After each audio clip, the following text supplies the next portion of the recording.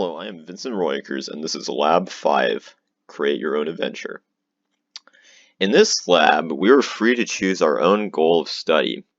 The goal that I chose to study is to see if it's possible to get a stable figure-8 orbit between the Earth and the Moon. The primary concept we used here was Newton's second law, and this was mostly to update the momentums and positions of different bodies in the orbital system. So we mostly used Fnet is equal to the different forces of gravities in effect. And then we also did, again, use the momentum updating equation and the position updating equation. Another thing that we did in this lab, or at least I did, is model a two-body orbital system. Some important vocabulary I'll use later is apogee, a point in the orbit that's furthest away, perigee, the point where it's closest, and Lagrange points. So we'll go more into Lagrange points later. And then it was also important to approximate velocity vectors with research/real-world values. My model is based around solar data obtained from NASA's website. I'll have a link to their website where I got it at the end of my presentation. So going on into a little preface on my model's accuracy. I based my entire model around existing data on the moon's perigee in its orbit around the Earth. This is where I got a speed that, or at least a velocity vector that I could use for a moon at this point. And there's about a 1% difference between my value and the real world value. And with this, the orbit of the moon's shape is approximately correct for my model, as there's only a 10% difference between the distance of the apogee and the distance of the perigee of the moon's orbit, and this correlates with real-world values. So now let's go into my code. Before we actually begin going over my code, it's important to know what a Lagrange point is. A Lagrange point is a point where the gravitational forces acting on an object are equal. So for example, if an object was at L1, the gravitational force of the moon would be equal to the gravitational force of the Earth. I'm using a Lagrange point, more specifically L1, as my starting point in the code, because as you can see on the orbital map, if we look at L1, hypothetically, if an object was there, positioned there, and given a initial velocity vector equal to the orbiting object, it should orbit in around at least in a figure-8 position, or at least stay in orbit between the two objects. We'll see later on whether or not this is possible, but if one looked in further into the L1, what L1 is, I later found out that it's an unstable orbit. And my results actually, I guess, would support this. So now let's look at my code. So before actually looking at my GlowScript code, I actually had to determine what the Lagrange point was between the moon and the Earth. There's no data for this, and also I would need it to be specific for my data or my model anyways. So I did this in Python because I found that GlowScript just wasn't powerful enough to run this. Because for me it took, I think, around 50 million iterations through the while loop to find a point that's approximately correct. There is no point that's exactly correct. I later tested it out. There's no point. So I got a point that's approximately correct. Here you can see that it's within a percent of what it would be if they were exactly equal.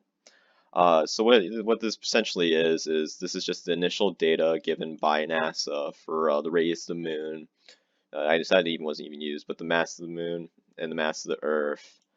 And I just plugged these into Newton's universal law of gravitation, and then I ran this through a while loop, moving it in a line across on this perigee, just in an x direction, because we just needed to find the Lagrange point at that point, because this is where we're starting off again. And I eventually did find a starting off point, and I'll show you that in my my GlowScript code now. Okay, so here's my GlowScript model. So going on to what I ended up last time, here's the Lagrange point that I determined from like 50 million iterations of my previous code. This isn't a perfect point, but it's close enough for the simplicity's sake of this model. Also, you know, for the other initial conditions, again, these were just obtained from NASA's solar data. If you want to see those at the end of this presentation, I'll have a link to the website. I'll also put in the description of this video. But going into the meat of the code, it's the calculation of the forces of gravity. This first one, FGME, is the force of gravity on the moon by the Earth. This is important so I can update the position of the moon. These other two are the forces of gravity on the spacecraft by the Earth and the forces of gravity on the spacecraft by the moon. These are pretty much just using the first letter of what the object is. These are again important because I need to update the position of the spacecraft. I initially gave the spacecraft a momentum equal to the moon's because I'd assume it'd be moving at the in the same velocity vector that the moon was at the beginning, because I'd assume it'd stay at that point between the Earth and the moon as they orbit, but I later found out they don't, because it's an unstable orbital point. But anyways, we then update both the craft's and the moon's momentum and positions, so we can create the model in motion. So now let's watch it run. As we can see here, the spacecraft begins between the moon and the Earth, and it sort of gets thrown out of the moon's orbit, and then it gets pulled back into the Earth's orbit, and then it goes around again, but the moon's at a different position. And we eventually see it get slingshotted away out of orbit. Yeah. So now let's go to my results. Here are my results. Is it possible? Probably not. Why is it not possible?